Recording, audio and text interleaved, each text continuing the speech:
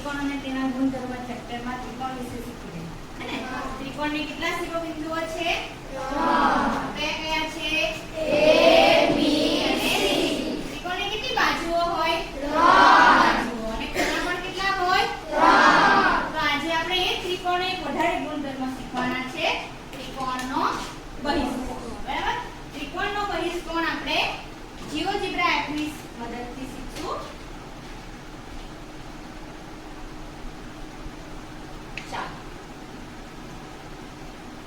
ત્રિકોણના 3 ખૂણામાંથી 2 ખૂણાઓ અહીં આપ્યા છે જો છે ને હા એક આ ગ્રીન કલરનો અને બીજો પિંક કલર તો ત્રિકોણની જે અંદરના જે ખૂણાઓ છે એને ત્રિકોણના અંતઃસમૂહ કહેવાય અંતઃસમૂહ અંદરના જે ખૂણા હોય એને અંતઃસમૂહ કહેવાય બરાબર અને જે બહારના ખૂણા છે એને ત્રિકોણના બહિષ્કોણ કહેવાય શું કહેવાય બહિષ્કોણ શું કહેવાશે એને બહિષ્કોણ તો આ જે છે એ ત્રિકોણનો બહિષ્કોણ બરાબર અહીંયા પણ બહિષ્કોણ મળશે અહીંયા પણ બહિષ્કોણ ત્રિકોણને કુલ 6 બહિષ્કોણ મળે છે કેટલા 6 હવે આપણે જોઈએ કે બહિષ્કોણ કેટલા માપનો થાય તો અહીંયા એનિમેશન જોજો ધ્યાનથી બધા પહેલો એક ખૂણો હતો પિંક કલરનો તે એક બહિષ્કોણ પાસે આવી જાય છે અને બીજો ગ્રીન કલરનો પણ આવી જાય છે એનો મતલબ એમ કે આ જે બે અંતઃસમૂહ કોણ છે એ બેનો સરવાળો કોના જેટલો થાય છે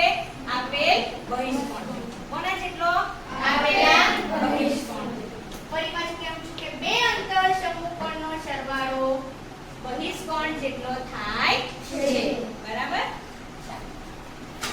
તો હવે આપણે ગણતરી કરી જોઈએ આ તરફ જુઓ ત્રિકોણ આપ્યો છે અહીંયા હા બરાબર આ એક ખૂણો અને આ બીજો ખૂણો આ બે ખૂણા છે શું છે અંતઃસમૂહ કોણ શું છે અંતઃસમૂહ કોણ તો કે બહિષ્કોણ બરાબર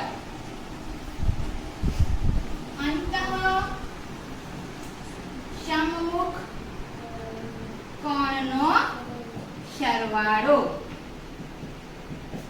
ત્રિકોણનો બહિષ્કોણ બરાબર તો કે અંતઃસમૂહ કોણનો સરવાળો સામેના બે જે હોય ને અંતઃસમૂહ કોણ તે ચાલો ધારો કે એક ખૂણો છે એ 60 અંશનો છે બરાબર અને બીજો જે છે તે 70 અંશનો છે તો એનો આપણે બહિષ્કોણ શોધીએ આપેલ ત્રિકોણનો તો કે ત્રિકોણનો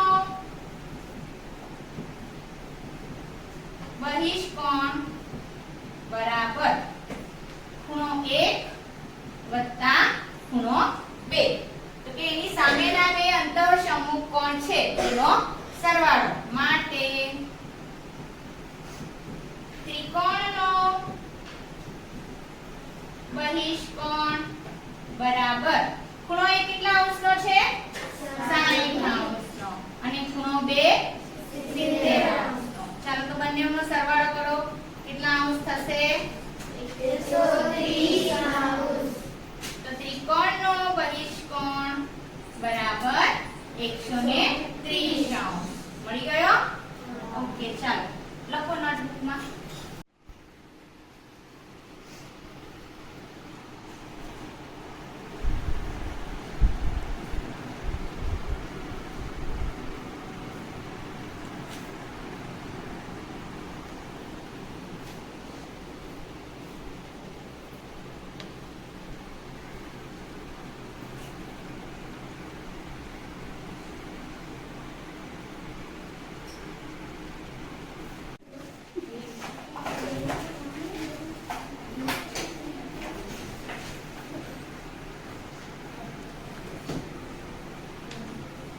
ઉત્તર લખી લો નોટબુકમાં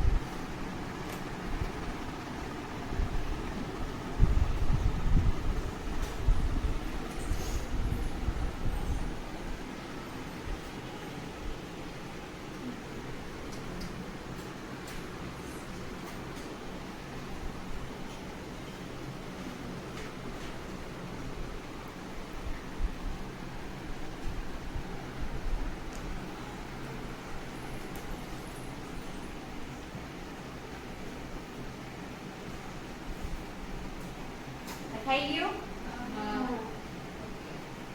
ચાલ આ તરફ જુઓ. બાકી છે ને લખી લો.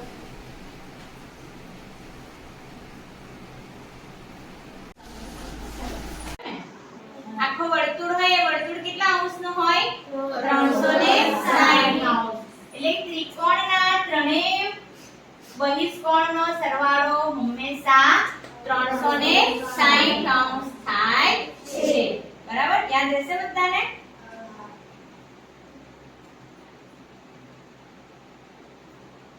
ત્રિકોણ સિવાય બીજા બધા આકારો છે ને, ચતુષ્કોણ છે, પંચકોણ છે, એ બધામાં બહિષ્કોણ હંમેશા 360 અંશનો જ બને. બરાબર? હું બતાવું છું તમને વિડિયો.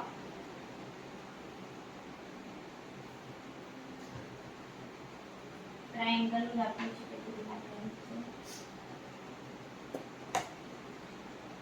એ બધા ટ્રાયેંગલ ના છે.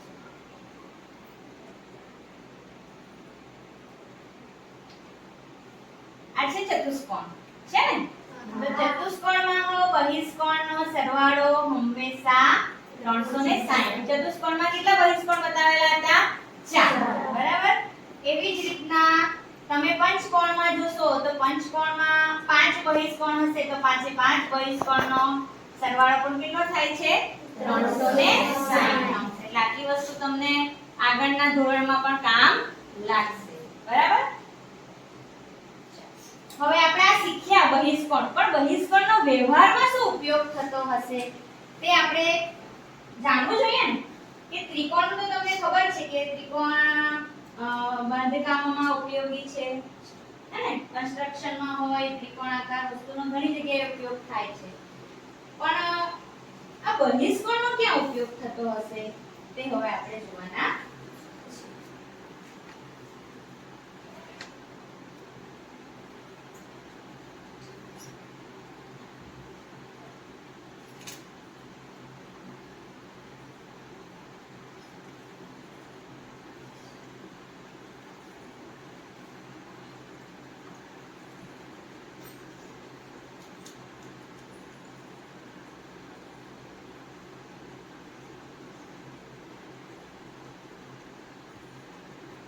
ઓલરેડી કે બે અંતર સમૂહકોણનો સરવાળો હંમેશા બહિષ્કોણ જેટલો થાય છે. એટલે કે a + b બરાબર આ બહારનો જે e મળ્યો ને ખૂણો તે એના બરાબર થાય છે.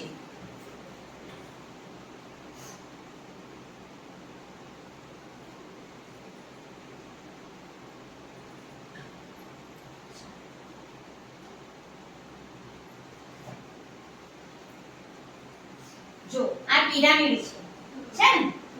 આ પિરામિડમાં તમને અહીંયા જોવાય છે એ બહિષ્કોણ છે.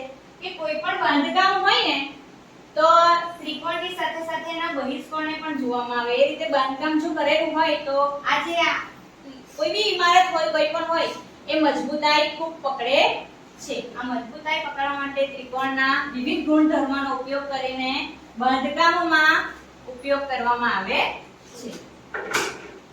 જોયો છે બધાએ? દેખાય છે પિરામિડમાં? ઓકે. જો હવે આવા આકારના મોલની આગળ બી આવું સ્ટ્રક્ચર ઘણું બનાવેલું હોય. બરાબર ને? તો આ બાંધકામ જે હોય કન્સ્ટ્રક્શન વિભાગમાં આ રીતે ગણિતનો બહુ જ ઉપયોગ કરીને કન્સ્ટ્રક્શન કરવામાં આવે. દેખાય છે તમને અહીંયા આ બહિષ્કોણ? જો આ પણ એક ઇમારત છે. એ ઇમારતનું કન્સ્ટ્રક્શન કરતી વખતે ત્રિકોણ અને તેના ગુણધર્મોનો ઉપયોગને ધ્યાનમાં લઈને બનાવવામાં આવી છે. ત્રિકોણ અને તેના ગુણધર્મોનો ઉપયોગ કરીને કોઈ પણ વસ્તુને બનાવવામાં આવે તો એ ખૂબ જ મજબૂતાઈ પકડે. બીજા આકારોની કમ્પેરમાં બીજા આકારો ભૂકંપ કે રેલ કે એવું કંઈ આવે ને વાવાઝોડું ને એવું તો એ આકારો વધુ મજબૂતાઈ નથી પકડતા. પણ જો કોઈ પણ આકારને ત્રિકોણમાં રૂપાંતરિત કરી દઈએ, બરાબર, અને તેના ગુણધર્મનો ઉપયોગ કરીને જો બાંધકામ કરવામાં આવે તો એ વધુ મજબૂતાઈ પકડે છે. એટલે આ રીતે આનો ઉપયોગ થાય છે. હવે આ થોડાક એક્ઝામ્પલ આપેલા છે તે આપણે કરવાનું છે. એક આકૃતિ આપેલી છે. આકૃતિમાં બે ખૂણાઓ આપેલા છે. એના પરથી બહિષ્કોણનું માપ શોધવાનું છે. ચાલો, કોણ કહી શકશે કે બહિષ્કોણ શું થશે? હાથ ઊંચો કરો. હે ને? આ x નું મૂલ્ય શું થશે?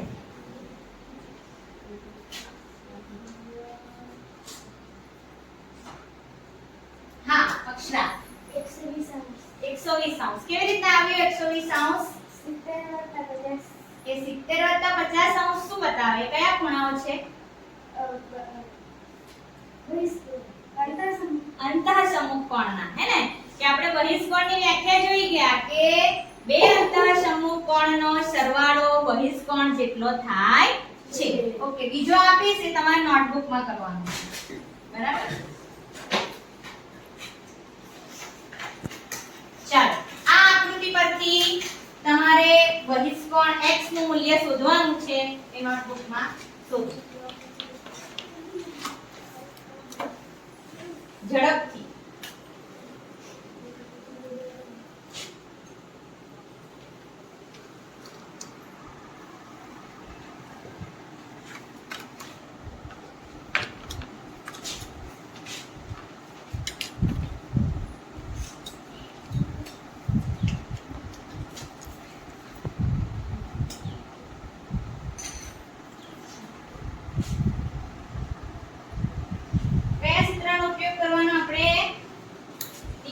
બહિષ્કોણ બરાબર અંતઃસમુખ કોણનો સરવાળો પછી બે ખૂણાનો સરવાળો લખવાનો અને બતાવવાનો કે આટલો ત્રિકોણનો બહિષ્કોણ મળે છે અહીંયા ત્રિકોણના બહિષ્કોણને નામ આપ્યું છે x બરાબર તો x બરાબર આટલા અંશ મળે છે શોધી બતાવો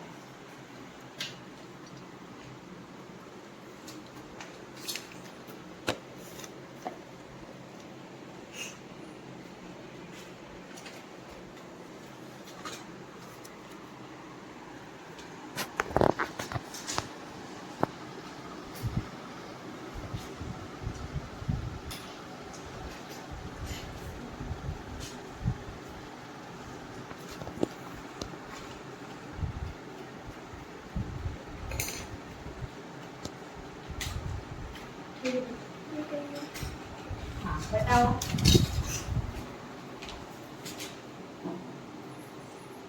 सरस वेरी सरस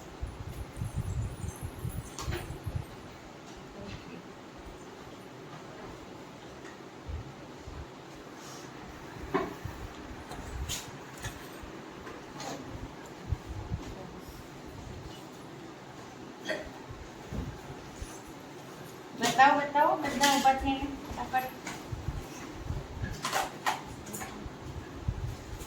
ભૂલ થાય તો સમજાવો પણ બતાવો હા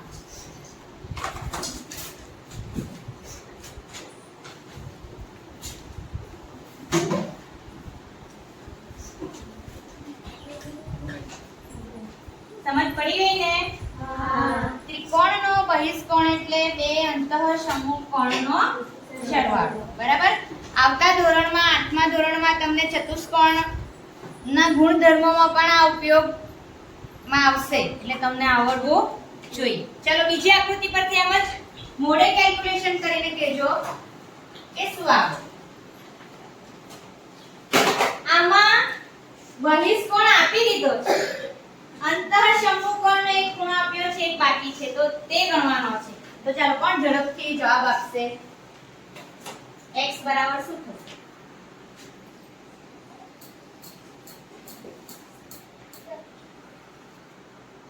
શું વાત છે હજુ થોડા વિચારો ઓકે ભાર્ગવ 65 અંશ બરાબર છે સ્મિત 65 અંશ યસ રાઈટ કેટલો આવશે 65 અંશ બરાબર આજ તમે અહીંયા જોઓ ને તો અહીંયા કઈ જોડ રચાય છે કોને યાદ છે અહીંયા ખૂણાની કઈ જોડ રચાય છે ઉત્તર રેખિક જોડના ખૂણા કઈ રેખિક જોડ એ પણ ધ્યાન રાખવાનું આપણે શીખી ગયા છે ને કે એ રેખિક જોડ મળે છે કેમ કે હવે પછીના ટોપિકમાં એનો ઉપયોગ કરવાનો આવશે ચાલો આ આકૃતિમાં પણ બહિષ્કોણ આપી દીધો છે એક ખૂણો આપ્યો છે આ ખૂણો શોધવાનો છે તો ખૂણો x કેટલો થશે નોટબુક નો ઉપયોગ કરી શકો હે કેલ્ક્યુલેશનમાં એવું નથી કે મોડે મોડે જ ગણવાનું તમે ગણતરી કરી શકો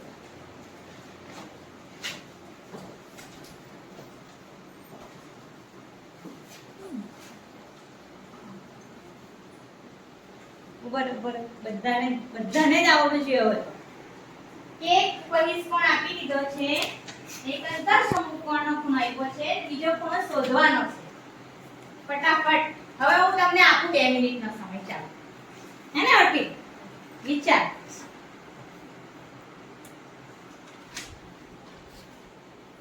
કરો કરો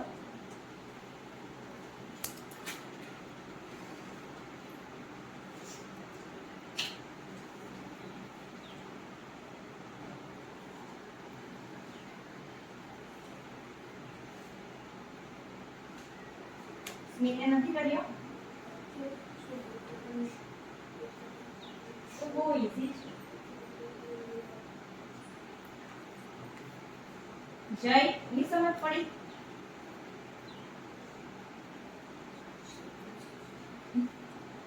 હા કૃષા